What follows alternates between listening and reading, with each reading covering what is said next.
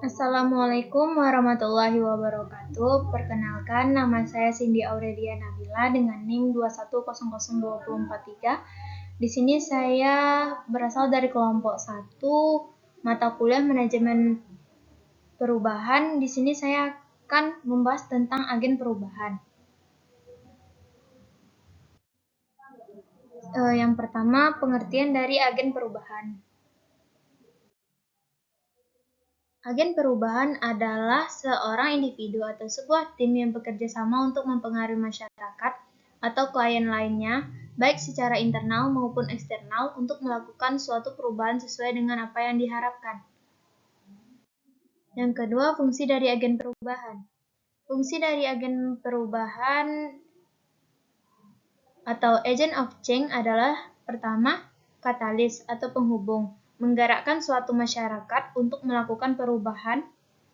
Yang kedua, solution giver, memberikan solusi, yaitu memberikan solusi dalam suatu pemecahan masalah yang terjadi.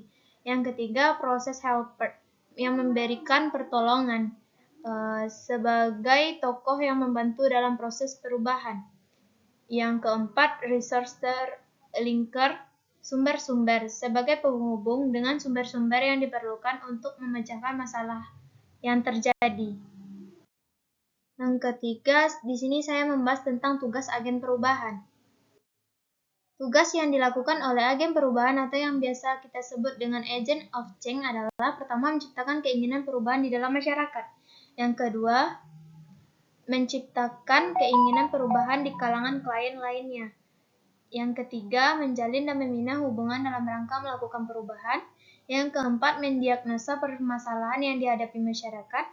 Yang kelima, melaksanakan perubahan atau menerjemahkan keinginan perubahan menjadi suatu tindakan yang nyata.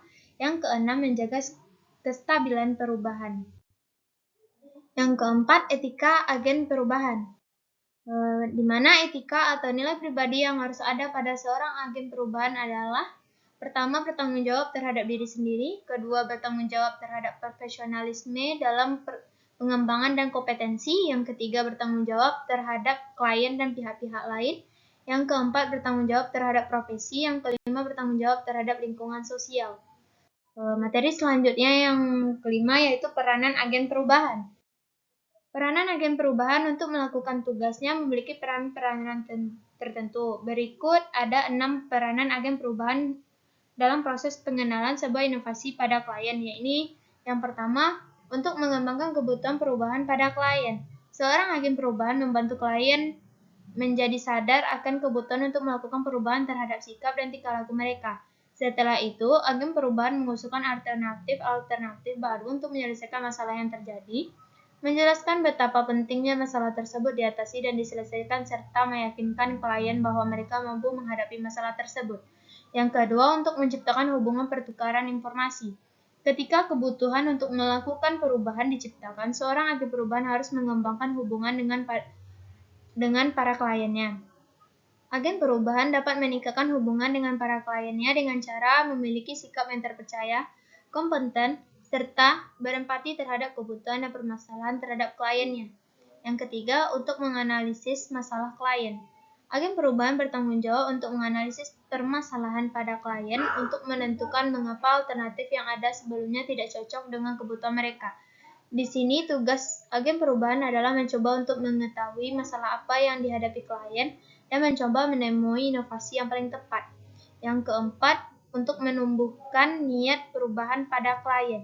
Setelah agen perubahan menyelidiki bermacam-macam kesempatan dari tindakan yang dapat mengantarkan klien mencapai tujuan mereka, agen perubahan mencari cara agar mereka tertarik dengan inovasi yang diciptakan agen perubahan tersebut.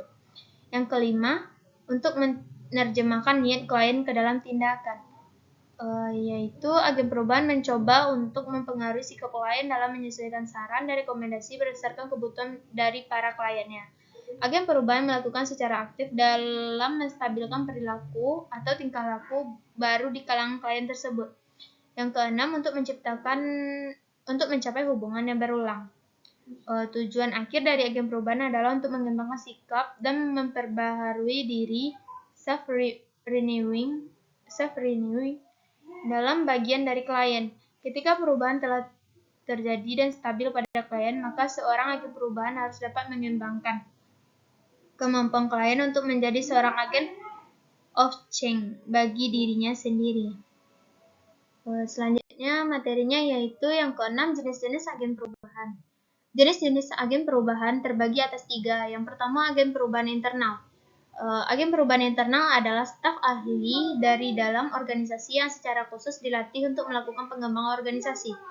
Yang kedua, agen perubahan eksternal. Agen perubahan eksternal adalah individu dari luar organisasi yang ditugaskan untuk memberikan usulan mengenai perubahan. Yang ketiga, agen perubahan internal dan eksternal.